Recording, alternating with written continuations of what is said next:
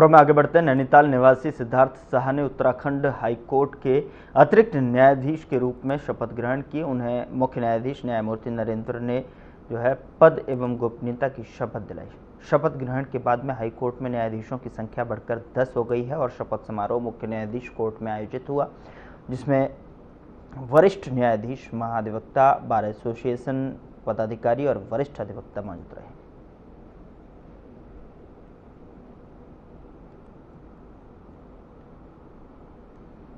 उधर विकास नगर में पूर्व कैबिनेट मंत्री नवप्रभात के नेतृत्व में कांग्रेस जन एकत्रित हुए और जिसमें कांग्रेस की महिलाएं और पुरुष सभी पदाधिकारी और कार्यकर्ता मौजूद रहे। वहीं उनके द्वारा अंकिता भंडारी हत्याकांड को लेकर बीजेपी सरकार के खिलाफ नारेबाजी की गई। साथ ही आपको बता दें कि बीजेपी सरकार का पुतला दहन किया गया। वहीं इस पर पूर्व कैबिनेट मंत्री नवप्रभात ने कहा कि कांग्रेस डरने वाली नहीं है और अंकिता भंडारी को न्याय दिलाने के लिए लड़ाई लड़ती रहेगी जब तक कि उसको इंसाफ नहीं मिल जाता।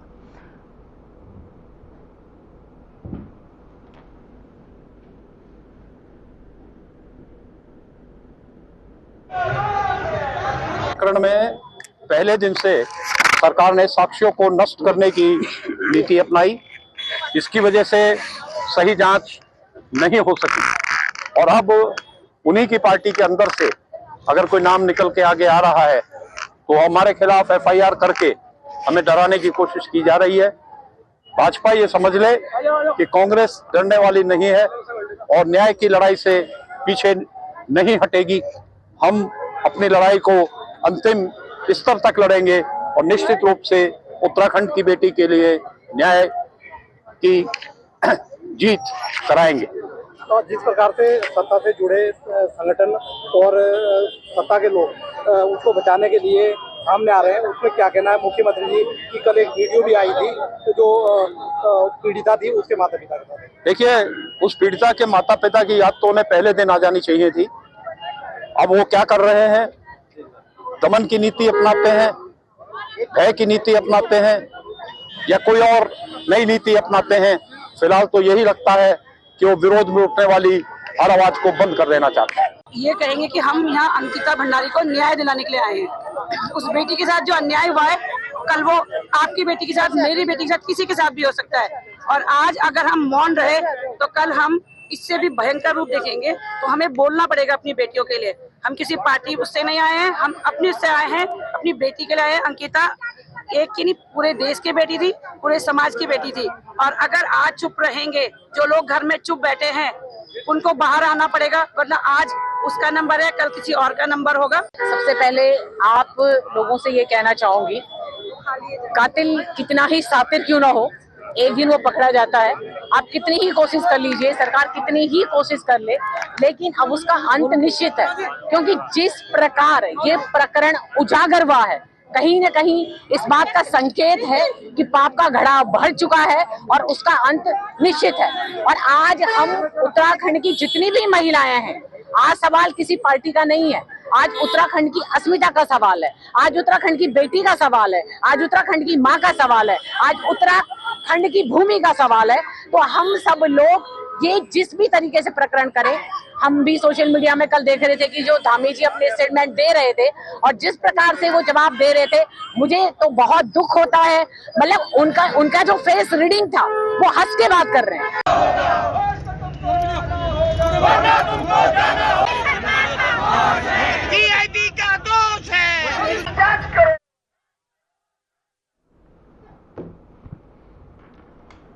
उधर सोशल मीडिया पर एक सीसीटीवी वीडियो जमकर वायरल हो रही है। यह वीडियो उधमसिंह नगर के गदरपुर क्षेत्र अंतर्गत मसीद गांव के पास बताया जा रहा है। गांव के पास देर शाम एक प्राइवेट बस जब हाईवे पर सवारी उतारने रुकी, तभी पीछे से आ रहे एक ट्रक ने खड़ी बस में पीछे से टक्कर मार दी, जिसमें कुछ यात्री गंभीर रूप से घायल हो गए।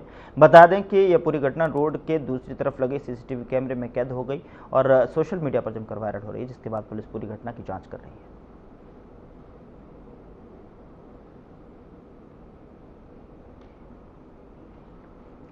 उधर बांग्लादेश में हिंदुओं पर हो रही कथित हिंसा और हत्याओं को लेकर आज उत्तराखंड के हल्द्वानी में कांग्रेस पार्टी का गुस्सा सड़कों पर देखने को मिला। कांग्रेस विधायक सुमित हिरवेश के नेतृत्व में बड़ी संख्या में कांग्रेस कार्यकर्ताओं ने एसडीएम कोर्ट परिसर में प्रदर्शन किया और बांग्लादेश सरकार के खिलाफ जमकर नारेबाजी की। इस दौरान विधायक सुमित हिरवेश जमीन पर बैठकर धरने पर बैठ गए और आरोप लगाया कि बांग्लादेश में अल्पसंख्यक हिंदुओं पर लगातार अत्याचार हो रहे हैं, लेकिन अंतर्राष्ट्रीय समुदाय इस पर गंभीरता नहीं दिखा रहा है। कांग्रेस नेताओं ने भारत सरकार से भी इस मुद्दे पर कूटनीतिक स्तर पर ठोस और प्रभावी कदम उठाने की मांग की। प्रदर्शन के बाद कांग्रेस कार्यकर्ताओं ने एसडीएम के माध्यम से राष्ट्रपति को ज्ञापन भेजकर बांग्लादेश में हिंसा तत्काल रोकने और हिंदुओं की सुरक्षा सुनिश्चित करने की अपील की है।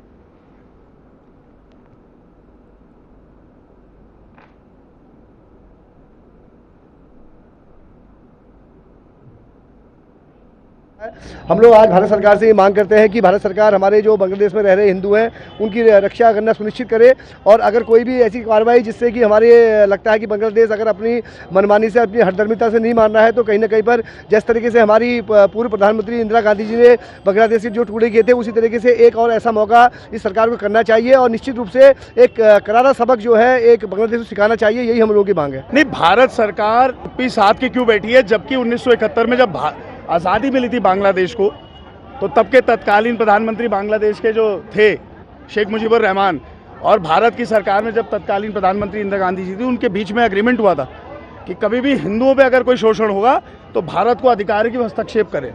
आज हम भारत सरकार से मांग करते हैं कि वहाँ पे जो हिंदुओं पे, अल्पसंख्यकों पे अत्याचार हो रहा है, उसके लिए अंतर्राष्ट्रीय जो संयुक्त राष्ट्र संघ है उसमें तो आवाज़ उठाएं, इंटरनेशनल कोर्ट ऑफ जस्टिस में भी जाएं, लेकिन साथ ही साथ कड़ी चेतावनी देकर जो ट्रेड और जो हम व्यापार बांग्लादेश के साथ करते हैं उसमें अंकुश।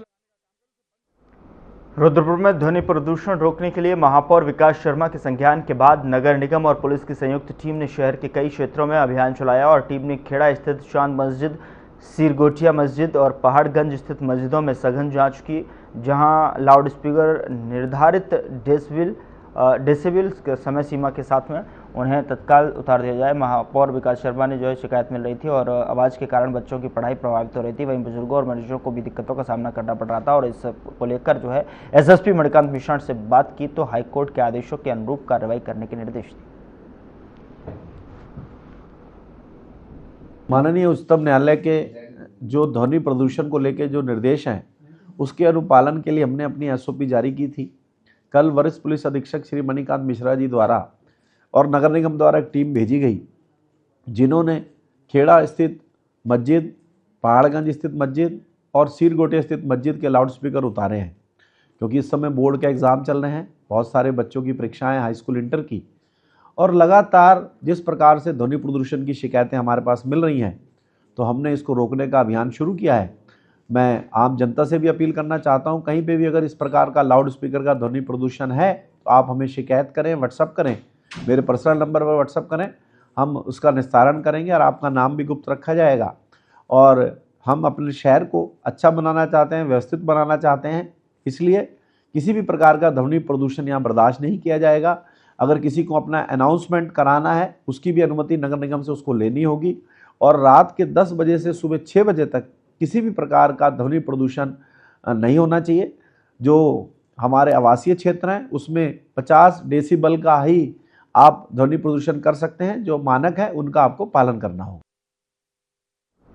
पंतनगर सिडकुल की अशोक लीलैंड कंपनी के पास में तेंदुए की चहलकदमी से इलाके में दहशत फैल गई है, जिसके बाद स्थानीय लोगों ने तेंदुए का वीडियो बनाकर सोशल मीडिया पर वायरल कर दिया।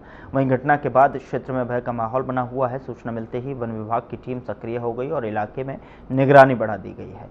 वन विभाग ने स्थानीय निवासियों को अलर्ट रहने की सलाह दी है और रात में अकेले बाहर न जाने की चेतावनी।